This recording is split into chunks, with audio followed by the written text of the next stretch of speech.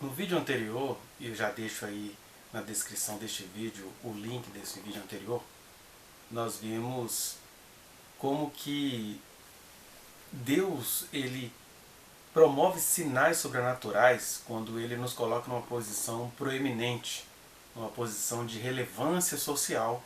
Ele faz os seus sinais sobrenaturais.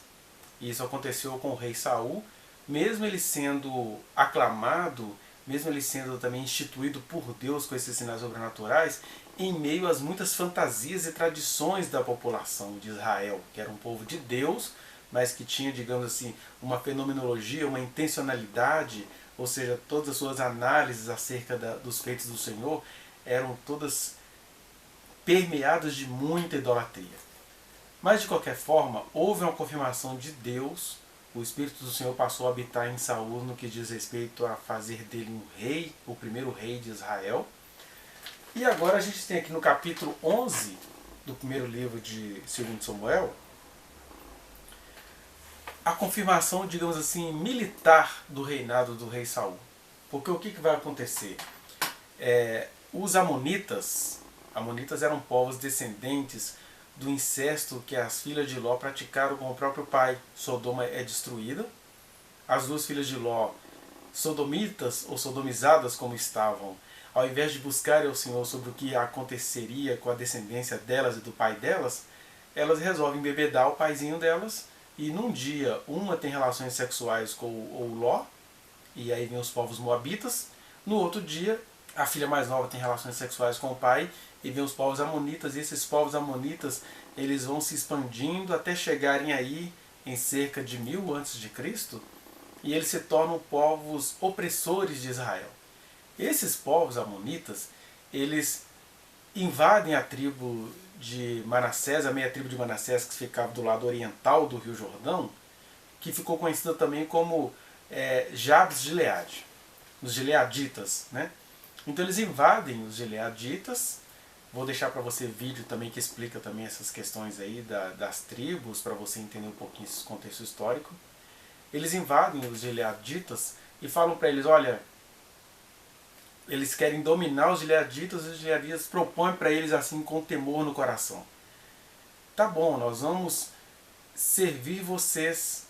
E aí eles falam assim, mas para vocês nos servirem é necessário que vocês se submetam a uma cirurgia. Vocês vão vazar os seus olhos direito, para no mínimo atrapalharem-nos em relação à guerra, né? E alguns textos bíblicos vão dizer, alguns originais como a Septuaginta, vão dizer que isso aconteceu um mês depois desses episódios sobrenaturais com os quais Saul foi consagrado. Ou seja, Saul ainda ficou assim receoso de assumir como o rei tímido que ele era, embora fosse um rapaz rico e vistoso.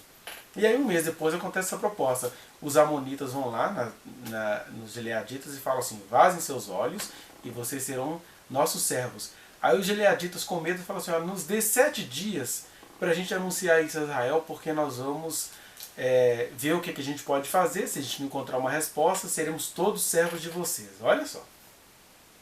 De maneira que essa informação vai chegando em todo Israel, e o Saul, ele estava atrás de determinados bois, né, pessoal meio agrícola, ele fica sabendo disso, e aí vai dizer o texto, 11 versículo 6, ou melhor, 11 versículo 5.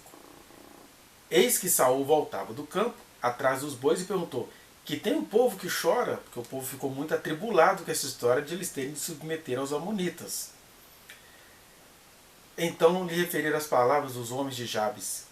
E o Espírito de Deus se apossou de Saul quando ouviu estas palavras, e acendeu-se-lhe sobremodo a sua ira. Tomou uma junta de bois, cortou-os em pedaços e os enviou a todos os territórios de Israel por intermédio de mensageiros que dissessem, assim se fará aos bois de todo aquele que não seguir a Saul e a Samuel. Então caiu o temor do Senhor sobre o povo e saíram como um só homem.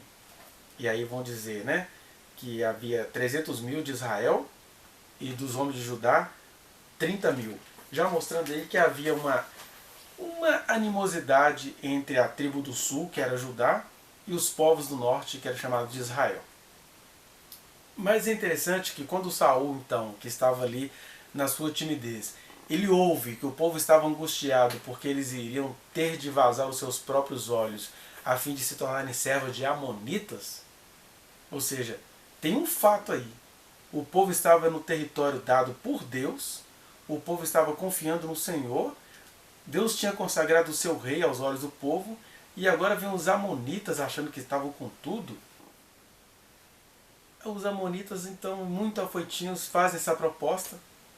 E aí, quando Saul escuta isso, o motivo do choro do povo, diz que o Espírito do Senhor se apossou dele. As pessoas moralizam muito e não conseguem entender que Deus o tempo todo condescende conosco. E aí, naquele contexto, com aqueles povos beligerantes, aqueles povos criminosos que só entendiam a linguagem da morte, o que Deus faz? Ele possui o líder no sentido também de pregar a linguagem do Evangelho que aqueles povos conseguiam entender. Porque Deus não fez robôs, Deus fez pessoas, e Deus vai conversar com elas de acordo com a percepção delas. E o que importa aí é que Saul ficou possuído no sentido de defender o seu povo. Deus não colocou como rei sobre o seu povo?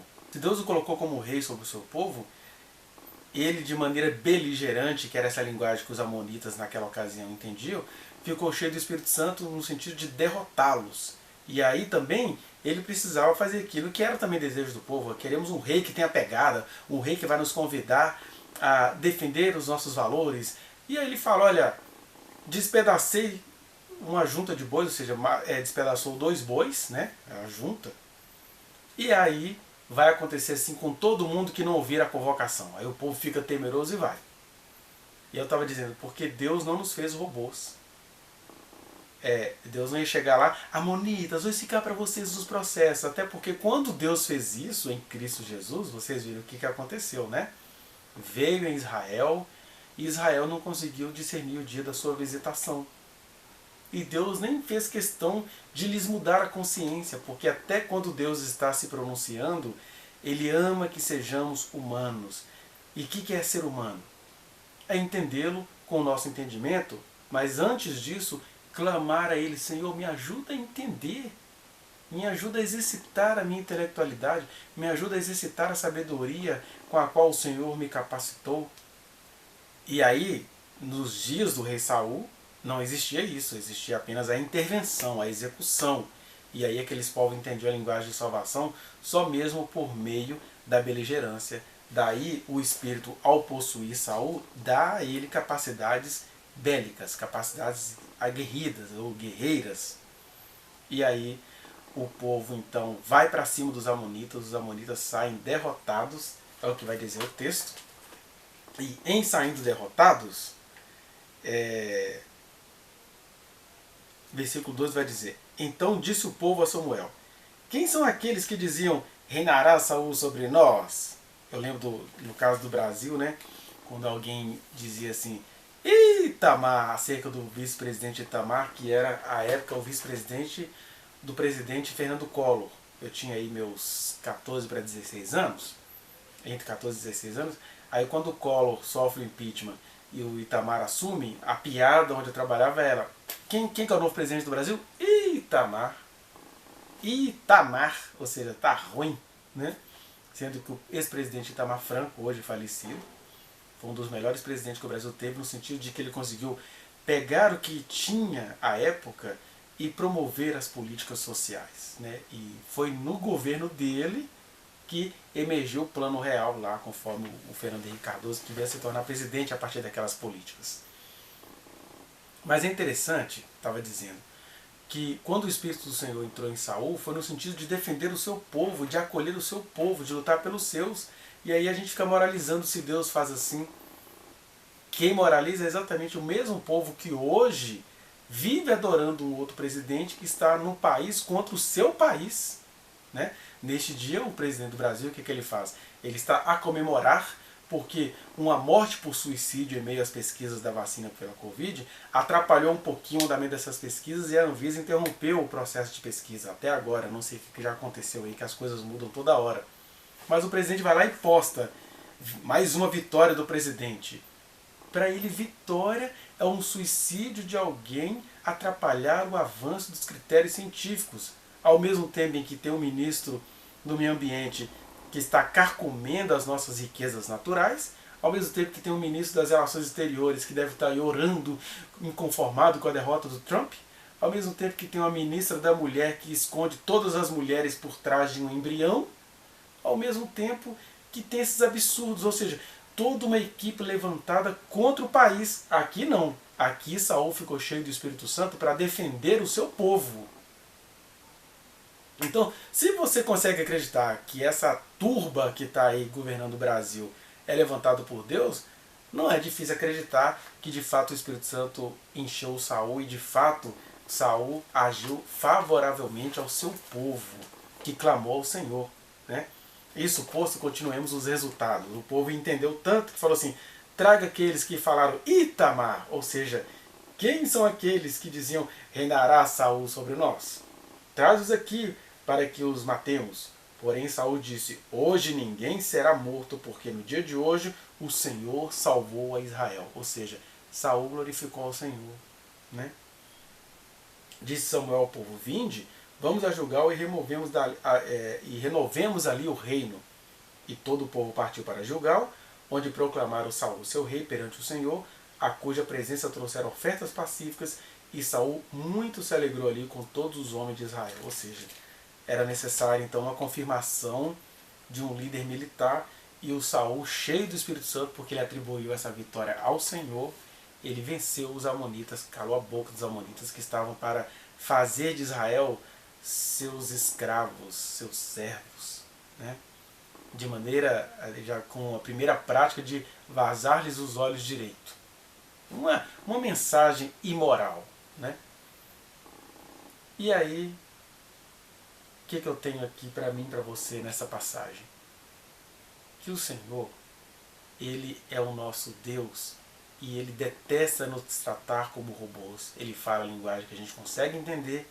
Não temos que transformar a beligerância de Saul em doutrina para as nossas vidas, mas o que temos que compreender aqui é esse amor maravilhoso e inclusivo do Senhor. Ele amou Saul nas limitações que Saul tinha. E Saul foi fiel a ele nas limitações que o Saul também tinha. E o povo foi fiel a Deus quando viu que a glória do Senhor estava sobre Saul. E é isso que Deus quer para mim e para você.